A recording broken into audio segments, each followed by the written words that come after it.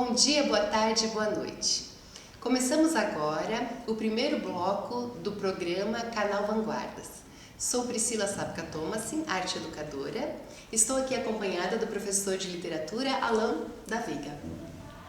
Em 1900, o mundo artístico se encontrava em fervilhante tumulto, à medida que outra geração de artistas começava a explorar direções totalmente novas na pintura.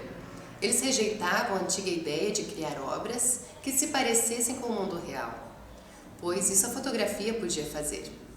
Em vez disso, propunham um novo modo de encarar a função da arte. E hoje nós vamos conversar com os nossos alunos do Colégio Marista Medianeira. Vamos ver quais os personagens eles encontraram no corredor da história da arte. É com você, Vinícius. Vamos ouvir um pouquinho sobre os fauvistas. Bom dia, Priscila. Estamos aqui ao vivo em Paris para entrevistar o famoso e célebre artista que está aqui humildemente para participar do nosso diálogo. Sendo um dos artistas seminais do século XX, responsável por uma evolução significativa na escultura e na pintura. Apresento-lhes Henri Matisse.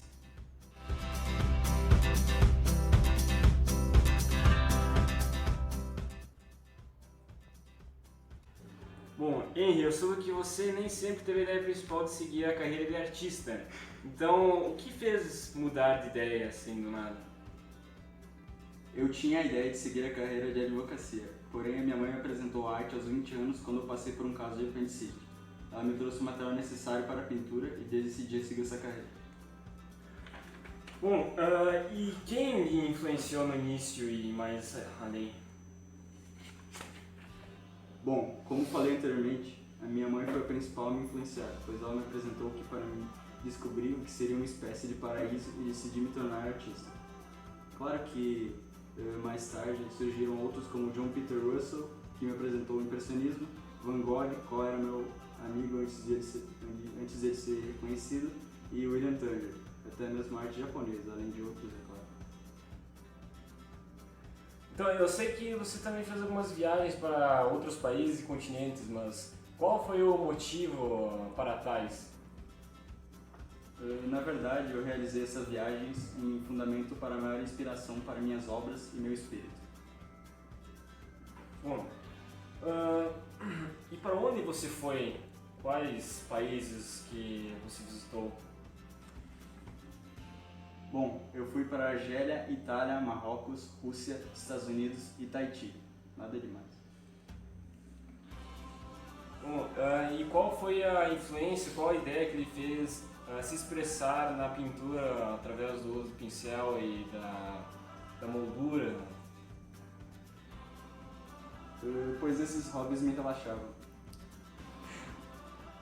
Bom, você nunca teve o mesmo estilo de arte, né? Você nunca usou apenas um estilo desde o princípio, não é mesmo? Na verdade não. Inicialmente a minha primeira obra foi Natureza Morta com Peixes, com estilo tradicional. Depois me juntei ao movimento fauvista, pois comecei a usar cores vibrantes, buscando harmonia e equilíbrio nas obras. Uso de formas planas, grandes, simples e com traços largos. E mais tarde criei a técnica do desenho com tesoura.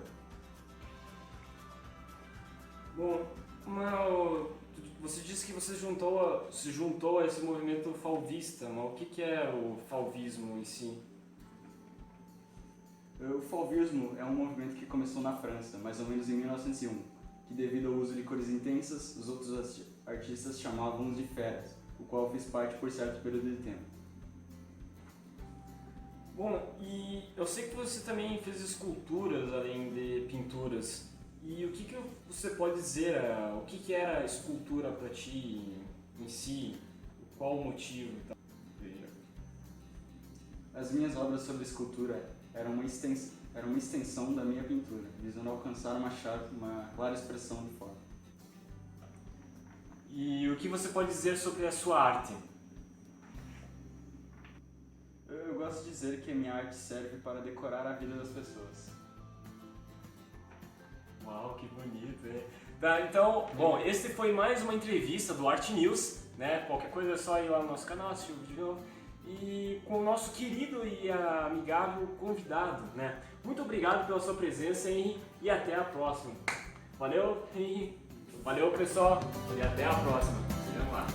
Depois da exposição dos fauvistas em Paris, Matisse passou a ser considerado o líder da vanguarda, palavra que designava os artistas que estavam na linha de frente dessa nova arte. Mas ele tinha um rival, alguém chamado Pablo Picasso. Vamos ouvir um pouquinho sobre o movimento chamado Cubismo.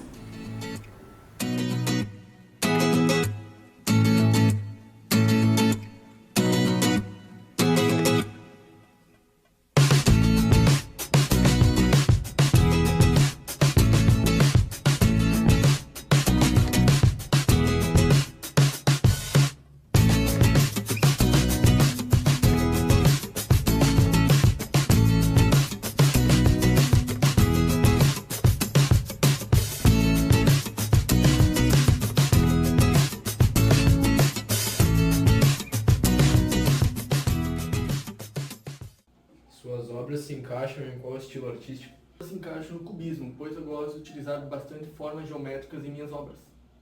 Na área da arte, você trabalhou apenas com pintura? Não, aos meus 50 anos comecei a trabalhar também com esculturas, cerâmicas e gravações. De todas as suas obras, qual você mais se orgulha? Guernica, pois eu acho que ela ressalta a violência e o massacre sofridos pela população da cidade de Guernica durante a Guerra Civil Espanhola. Você possui alguma filosofia de vida? Sim, pode-se dizer que nada se cria sem solidão e que a inspiração existe, porém é necessário trabalhar para achá-la.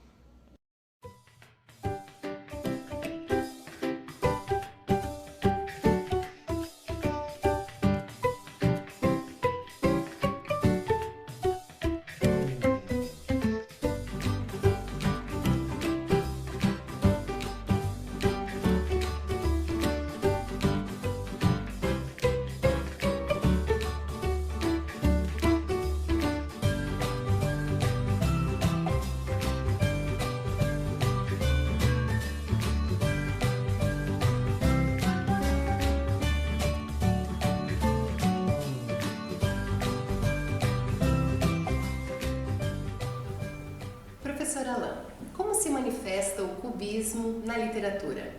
O principal representante cubista, escritor, é Guilherme Apollinaire, e ele, assim como seus companheiros cubistas, buscavam uma ausência de pontuação, assim como omissão de verbos, deslocamento de elementos na sentença, e o que eles pretendiam com tudo isso era alcançar uma pretendida originalidade dentro dos textos. Vamos seguir agora com a Vanessa. Vanessa, fale um pouco mais sobre o expressionismo.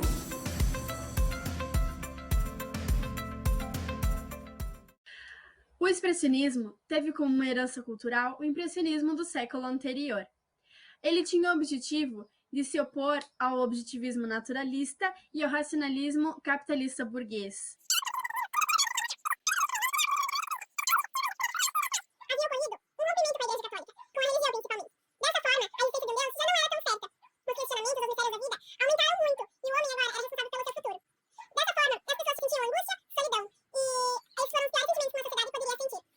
A arte do expressionismo é marcada por intensas emoções. Não tem preocupação com o padrão estético e beleza tradicional.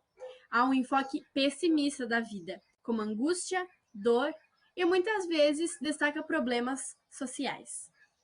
Hoje estamos aqui para entrevistar o Sr. Van Gogh, que foi um artista muito importante, aliás, um dos mais importantes do expressionismo, que começou no início do século XX na Alemanha. O que ele visava era mostrar os sentimentos do artista. Então, Sr. Van Gogh, qual a sua maior inspiração para os seus quadros? Então, primeiro eu acho importante falar um pouco sobre minha vida. Eu nasci em 1853, meu pai era pastor de uma igreja calvinista e eu tinha 6 irmãos.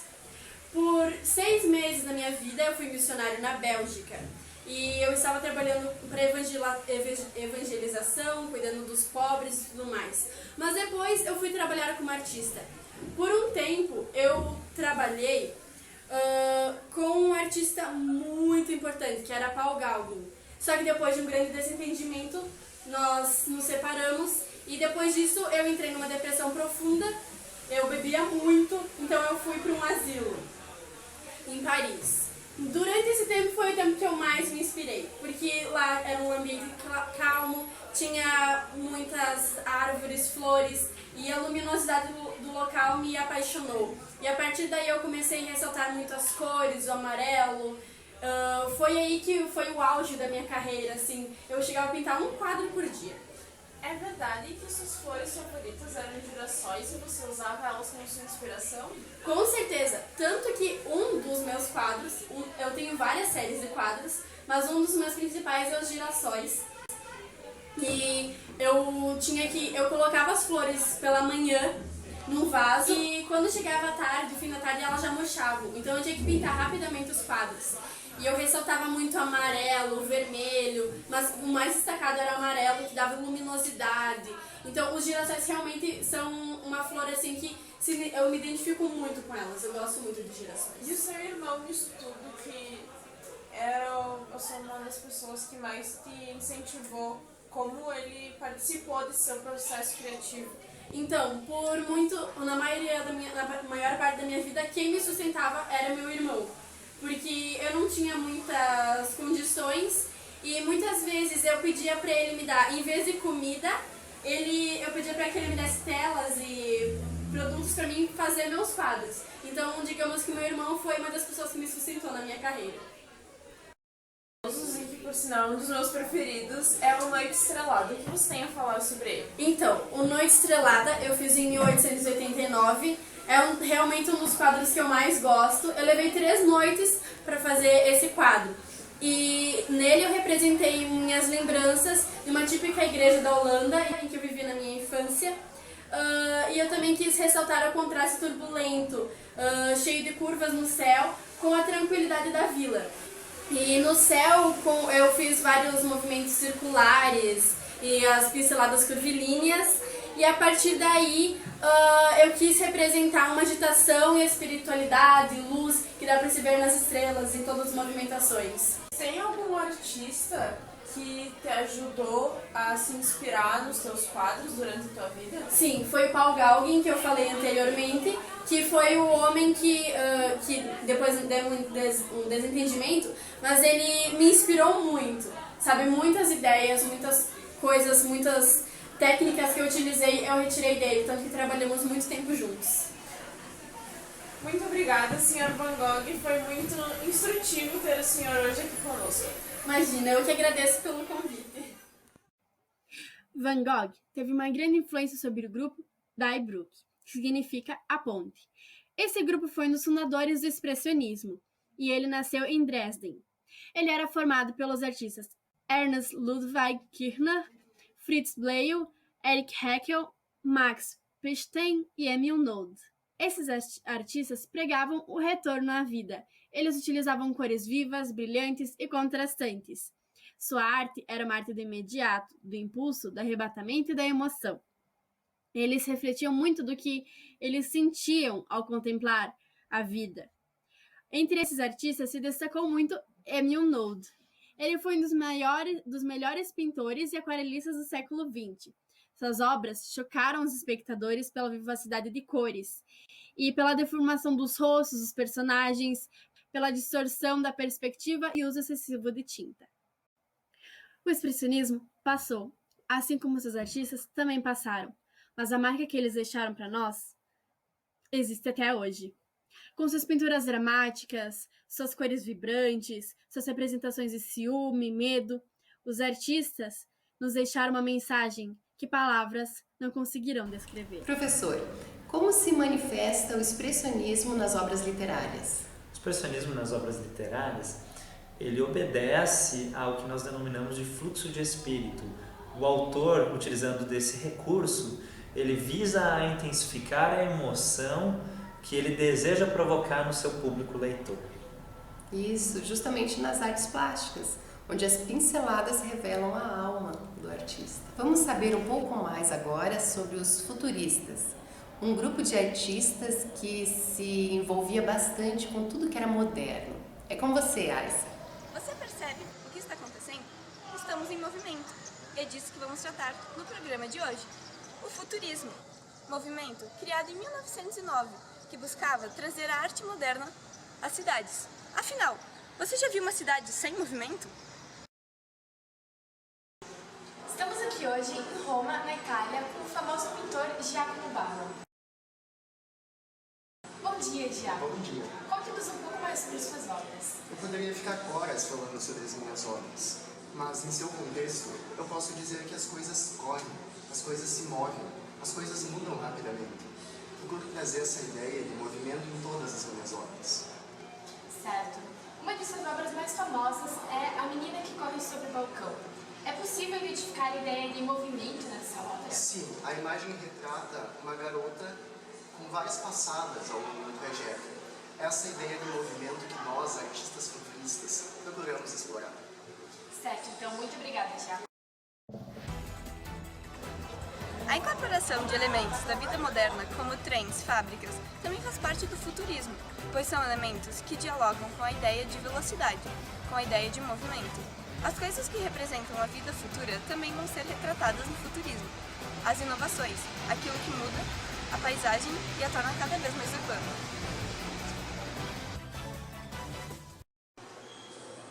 Você se imagina vivendo em um mundo sem carros, sem prédios, fábricas e sem essa loucura que é a vida urbana? Parece difícil, não é mesmo? O automóvel marca o início de uma vida mecanizada. As máquinas são valorizadas, inclusive a fumaça. Um artista que valorizou essas modernizações foi o italiano Ivo Vanaggi, com quem iremos falar a seguir. Ivo, como você retratou o futurismo em suas obras? Eu representei o futurismo da forma que eu vejo o progresso e a vida mecanizada, o futuro em si. Uma das minhas principais obras que retrata isso é o trem em movimento, na qual aliei a ideia de velocidade e movimentação à vida moderna e mecanizada. Acho que essa junção foi o principal fator que fez meu trabalho ficar se conhecido e também reconhecido entre os futuristas. Muito obrigada pela sua contribuição ao movimento. Com certeza ele não seria o mesmo sem você. Esses foram os italianos Giacomo Balla e Ivo Vanaggi, artistas essenciais para o futurismo. Lembre-se, ter calma às vezes é bom, mas sempre temos que lembrar de nos movimentarmos e colocar uma velocidade na nossa vida. Professor Alain, como se manifesta o futurismo nas obras literárias? Futurismo nas obras literárias, no que diz respeito à construção gramatical, ele pretende que se dê aos autores um uso mais livre da sintaxe, ou seja, livrá-los dos sinais de pontuação para dar mais velocidade à leitura, assim como também o futurismo trouxe para a literatura o fascínio pelo moderno e a destruição do passado cultural. Então tá joia. Vamos seguir agora com um movimento chamado Dadaísmo. Boa tarde. Estamos aqui hoje com um dos mais importantes personagens da época do dadaísmo, o Sr. Duchamp. Você poderia contar um pouco mais sobre sua história? Bom, boa tarde, primeiramente. Nasci em 28 de julho de 1887, na cidade francesa de Blainville-sur-Revon. Aos 14 anos de idade, pintei minha primeira obra de arte, que as considero uma grande influência impressionista. Aos 16 anos de idade, saí de minha casa, fui morar em Paris com meu irmão. E em 1913 criei o Red Made, manifestação artística que rompe com o tradicional e pega objetos práticos para transformá-los em obra de arte. Como exemplo, criei a obra Fonte, em 1917, a partir de um urinol. Mas considero a minha primeira obra Red Made, roda de bicicleta sobre um banquinho, que em seguida que criei em 1913, mas em 1915 me mudei para a cidade de Nova York e logo em seguida, em 1916, surgiu o dadaísmo e comecei a fazer parte do grupo de artistas dadaístas de Nova York. Em 1927 me casei com Lydie, mas porém me divorciei no ano seguinte. Fascinante. Você poderia contar sobre as características de estilo que você usa em suas obras? Fiz várias experimentações artísticas. Como eu disse, criei o Ready-Made, rompendo como cartesianismo e colocando objetos do nosso dia a dia no campo das artes plásticas. Embora me considere um artista dadaísta, trabalhei com vários conceitos artísticos do impressionismo, cubismo e expressionismo.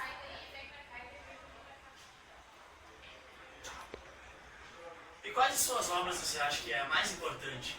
De todas as minhas obras, as que mais marcaram foi a roda de bicicleta, que fiz em 1913, e a fonte, que fiz em 1917. Todas as outras foram marcas, mas essas foram as que mais se destacaram. Obrigado, Sr. Duchamp. Fique com nós daqui a pouco. Hoje está presente conosco o Sr. James. Nos conte um pouco sobre a sua vida. Nasci em 16 de setembro de 1886 na cidade francesa de Estrasburgo. Aos meus 14 anos de idade, entrei para a Escola de Artes e Ofícios de Estrasburgo. Em 1904, mudei para Paris, onde comecei com minhas primeiras poesias. Estudei artes plásticas na Escola de Arte Weimar, Alemanha, durante 2 anos, 1905 até 1907. Em 1915, fui morar na Suíça. Em 1916, na cidade suíça de Zurique, ajudei a fundar o dadaísmo. Em 1931, corrompi o surrealismo e fundei a abstração da criação. Em 1954, ganhei o Grande Prêmio de Escultura da Bienal de Artes de Veneza.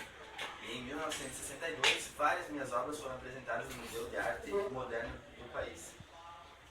Muito merecido por sinal. Então, qual o seu segredinho de estilos que você utilizou para conseguir tudo isso? Arte versátil. Trabalhei com diversas técnicas e materiais, bronze, madeira, mármore, tela, obras na perspectiva de abstração geométrica. Usei muitas técnicas de colagens e grafismos com relevo. Com muito impacto, usei objetos do cotidiano que coloquei dentro de um contexto histórico. Muito curioso. E você várias obras de arte, não é mesmo? Poderia nos falar sobre o que mais você se orgulha por ter feito? Com toda certeza, começo dizendo que a obra Três Mulheres, que usei como técnica de óleo sobre tela em 1912, forma uma pintura feita em madeira em 1914, a Máscara de Pássaro e outra pintura feita em madeira em 1918. Mão de Pé, que fiz em 1936, posso citar algumas outras, como Constelação de 5 Formas, Vênus de Meudon, Coração de Asa Espinhosa, Inicial de uma Folha e sim, tiveram grande importância na minha vida artística. Muito obrigado, Marshall Duchamp e Sr. James, por esses dois excelentes pintores e grandes pessoas que marcaram suas obras na época do dadaísmo. E ficamos por aqui.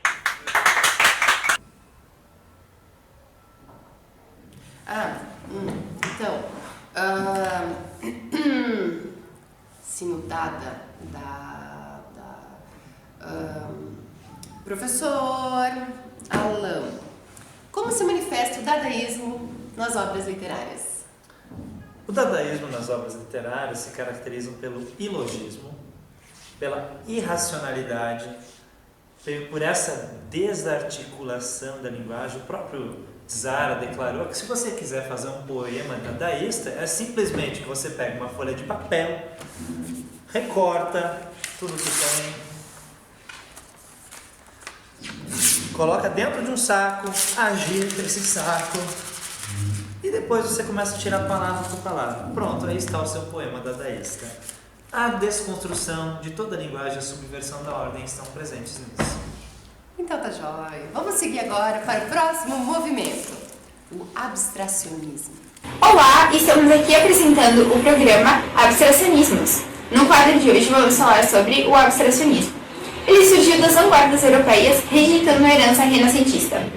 Ele se divide em duas tendências, o abstracionalismo lírico e o abstracionismo geométrico.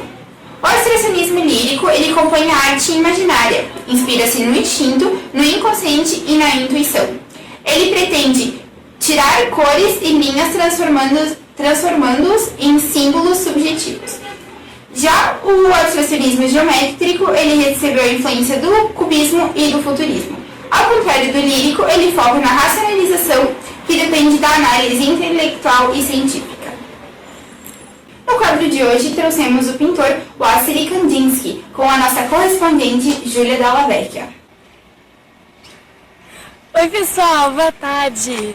Hoje aqui eu tô com Wassily Kandinsky, o famoso pintor abstracionista que veio diretamente de Moscou. E aí, tudo bem? Tudo bem. Como você se sente sendo o primeiro pintor ocidental a pintar uma tela abstrata?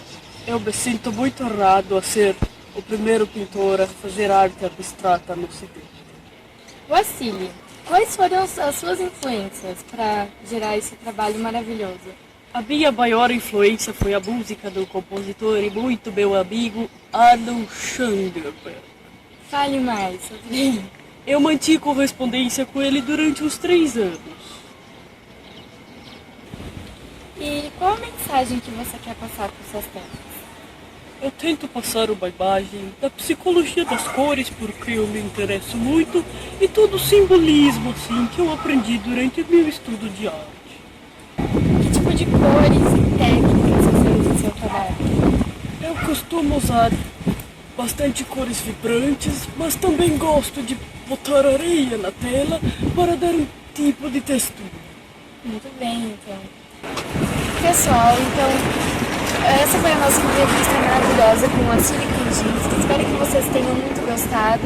Wassily, muito obrigada pela presença. A gente está se sentindo muito honrada. Então é isso, pessoal. Até a próxima com mais abstracionismos. Tchau. Tchau, pessoal. Vamos seguir agora para o movimento surrealismo.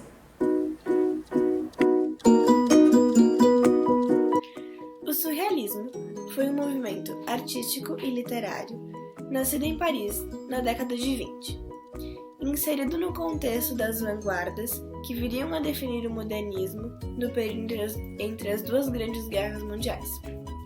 O surrealismo enfatiza o papel do inconsciente na atividade criativa.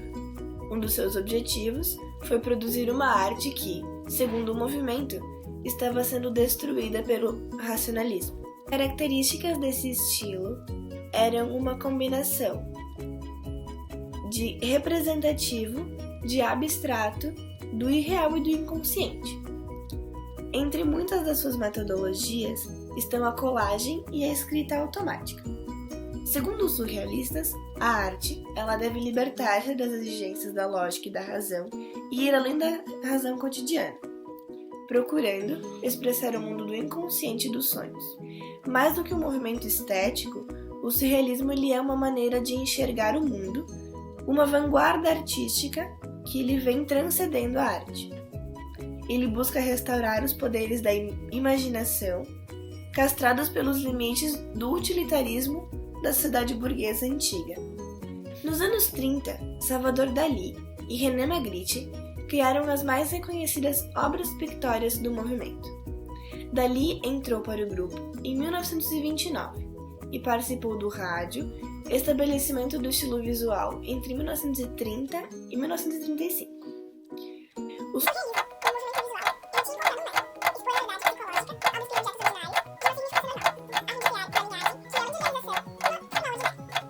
Em 1932, vários pintores surrealistas produziram obras que foram marcos da evolução da estética do movimento.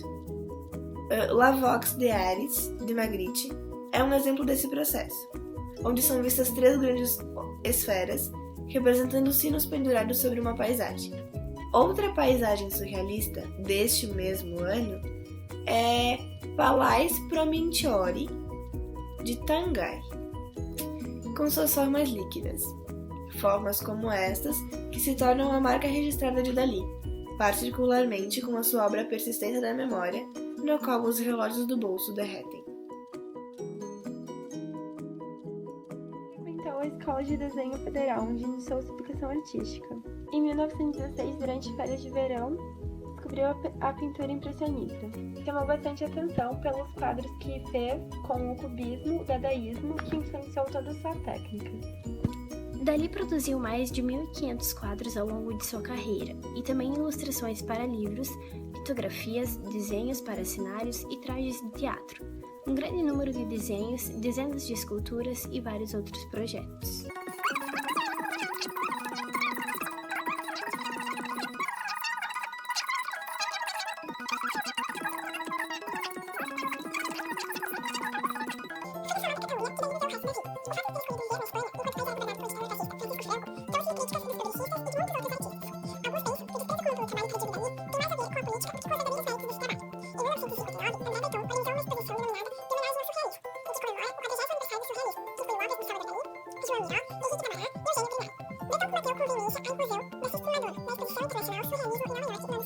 Intencionalmente o simbolismo do seu trabalho, por exemplo, a marca dos relógios fundidos que aparece inicialmente em A Persistência da Memória.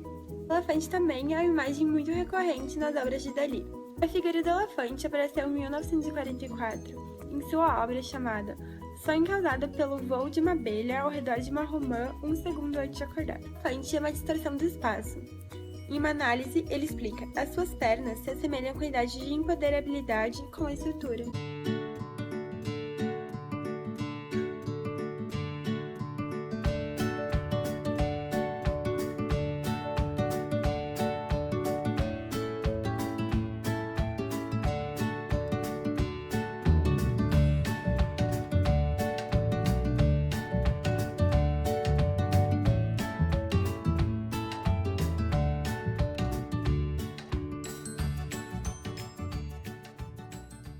Professor Alain, como se manifesta o surrealismo nas obras da literatura? O surrealismo na literatura também lida com o sonho, com o onirismo, mas acima de tudo ele visa provocar no leitor a repetição das imagens, a repetição dos períodos, e ele se caracteriza também por ter a ausência de orações coordenadas e subordinadas. Ninguém me aguenta mais ouvir falar, tô indo embora. Tchau!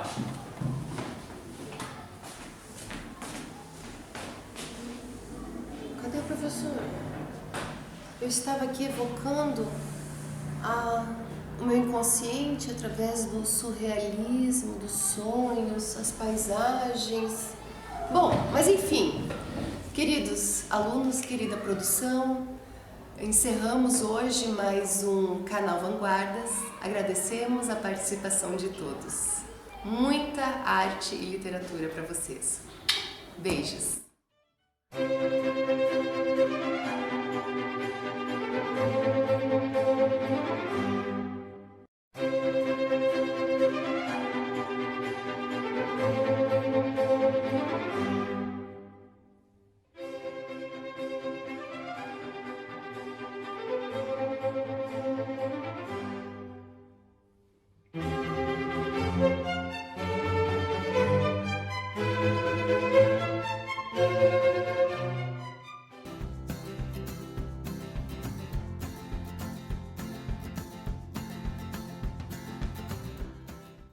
Beleza, então estamos aqui com o Shimiya e esse é o próprio Shimiya.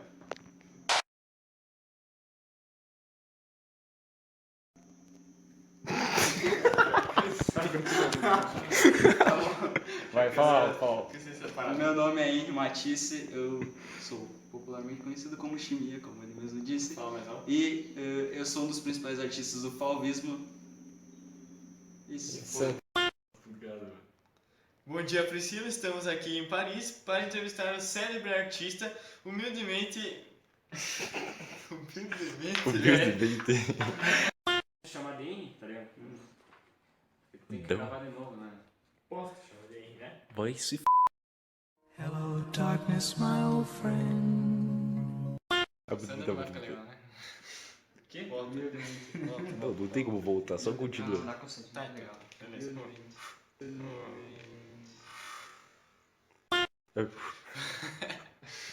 Vai voltar. Bom dia, Priscila. Estamos aqui ao vivo de Paris para entrevistar um dos grandes renovados artistas do século XX, Henry Matisse.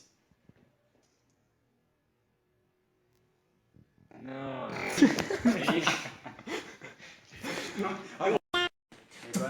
Cara, eu tenho pressa, homem. Vamos, velho. Toca aqui, velho. Eu não vou, não, velho. Bom, Henry, eu soube que você nem sempre teve... Desculpa. Então, o que fez mudar de ideia, assim, do nada?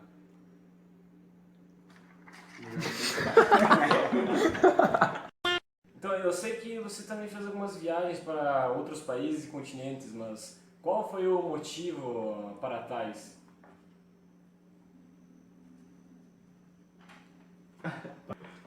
comprar drogas.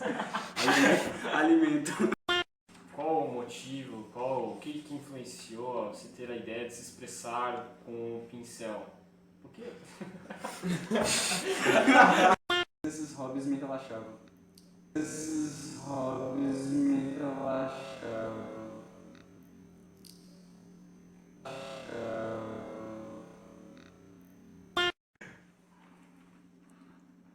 Faz a posição certa.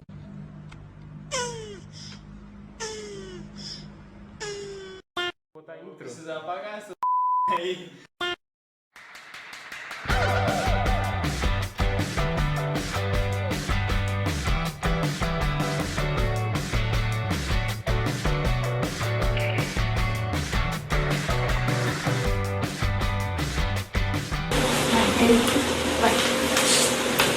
Bom dia, estamos aqui. Meu Deus do céu. Ai, foda-se esse tá, vai. Vai, não, siga. Você vai ajudar o meu botar uma árvore, daí caiu o raio na árvore, racha a árvore. Deu merda de mim, merda. 1, 2, 3. A última vez que eu vou errar. 1, 2, 3. E pode ser outra? Vamos lá. E 1, 2, 3. 1, 2, 3. Joia!